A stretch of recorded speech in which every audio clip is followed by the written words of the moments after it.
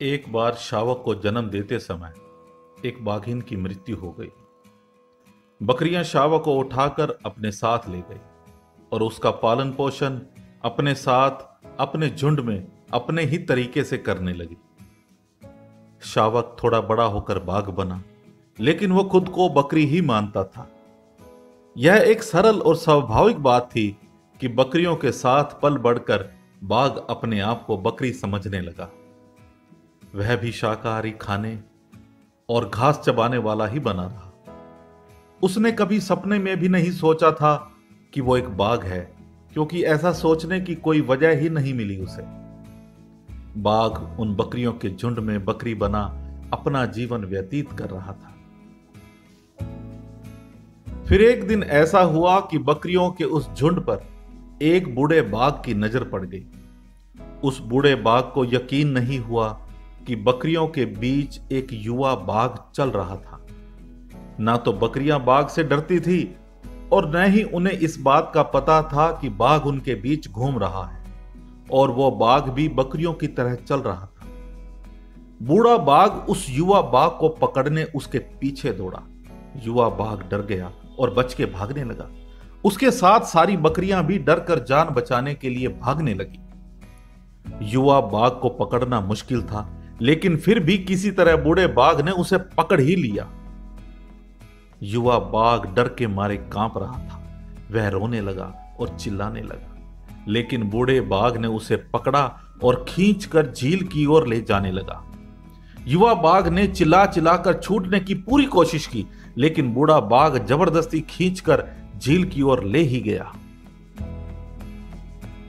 झील आईने की तरह शांत थी।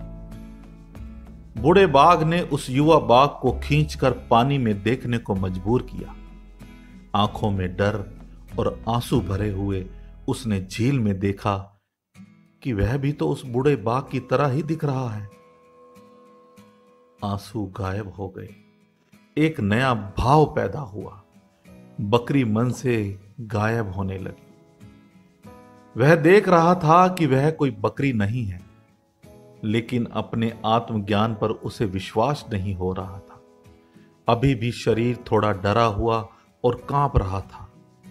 वह सोच रहा था कि यह सब एक सपना है कि एक बकरी अचानक एक बाघ में कैसे बदल सकती है। यह संभव ही नहीं है। वह बार बार झील में अपने आप को देख रहा था। उसे अपनी आंखों पर विश्वास ही नहीं हो रहा था, लेकिन अपने पहचान की पहली किरण उसके अंदर प्रवेश कर गई थी। अब बूढ़ा बाघ उसे अपनी गुफा में ले गया।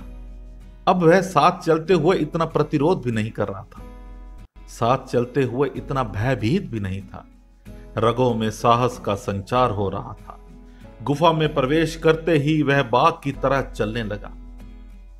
बूढ़े बाघ ने उसे खाने के लिए कुछ मांस दिया। एक शाकाहारी के लिए मांस खाना लगभग असंभव है।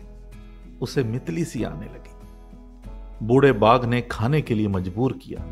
वो जानता था बूढ़ा बाघ नहीं मानेगा। जब युवा बाघ की नाक मांस के पास गई तो उस मांस की गंध से उसके दिमाग में कुछ तेजी से होने लगा। वह मांस की ओर आकर्षित हुआ और उसे खाने लगा।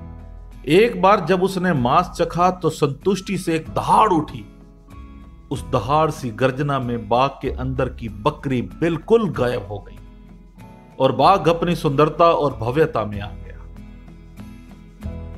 आज उसे अपने पूर्ण होने का एहसास हुआ।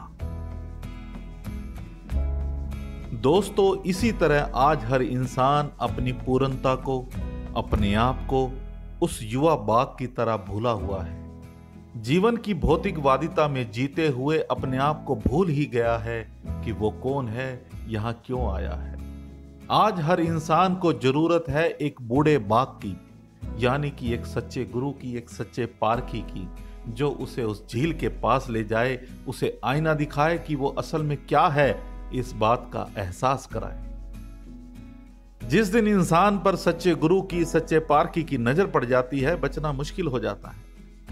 उस परमात्मा के सच्चे नाम का स्वाद चखने के बाद पूर्णता का एहसास हो जाता है। और एक ना एक दिन हर इंसान को सही गाइडेंस और दिशा जरूर मिलती है, या कोई सही रास्ता दिखाने वाला जरूर मिलता है। बस आपकी दिल से चाहने की जरूरत होती है।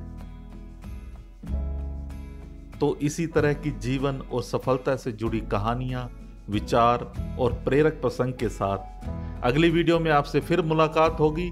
तब तक हंसते रहिए, मुस्कुराते रहिए, जीवन में खुशियों के फूल खिलाते रहिए। धन्यवाद।